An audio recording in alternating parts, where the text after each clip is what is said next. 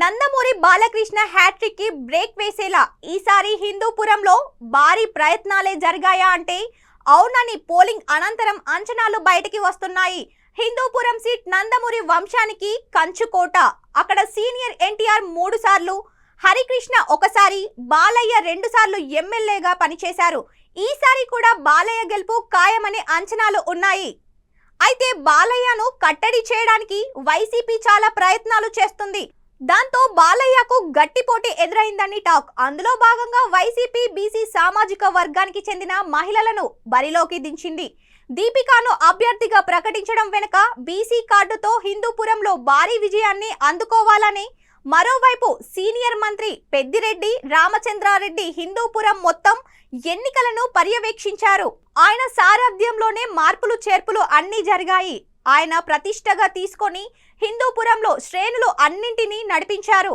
దాంతో ఈసారి TDP BC ఓట్లకు గండి కొట్టడానికి వైసీపీ తన వంతుగా ప్రయత్నం చేసి బాలయ్య విజయాన్ని అడ్డుకునే ప్రయత్నం చేసింది.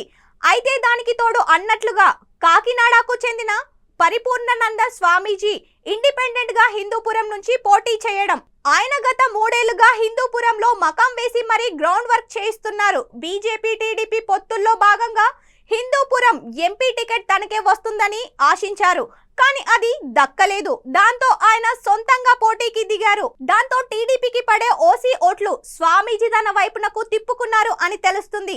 స్వామీజీ పోటీ వల్ల టీడీపీ ఓట్ బ్యాంక్ కి కూడా గండి పడింది అని భావిస్తున్నారు.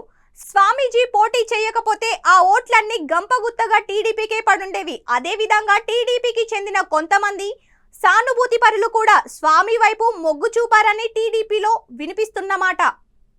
ఇలా టీడీపీ ఓట్ బ్యాంకే చాలా వరకు స్వామీజీ చిల్లు పెట్టారని టాక్. అదే సమయంలో వైసీపీ ఓట్ బ్యాంక్ అలాగే ఉంది అన్న పోలింగ్ సరళి అంచనా వేస్తున్న వారి మాట. దాంతో ఈసారి హిందూపురంలో టీడీపీ పరిస్థితి ఎలా ఉంటుంది అన్న చర్చగా ముందుకు వస్తుంది. అయితే గతసారి 16,000 ఓట్ల తేడాతో విజయం సాధించిన బాలయ్య ఈసారి దానికి మించి గెలుస్తానని టీడీపీ గండపదంగా చెప్తుంది. టీడీపీ ఓట్లు ఎంత చీలినా కూడా బాలయ్యకు ఇబ్బంది లేదని అంటుంది. ఈసారి ప్రభుత్వ వ్యతిరేక ఓటు అంతా టీడీపీకి కొత్తగా వచ్చి చేరిందని, పైగా ఇది నందమూరి కోట అని, దాంతో ఎలాంటి బెంగా బెదురు అవసరం లేదని కూడా లెక్కలేస్తుంది.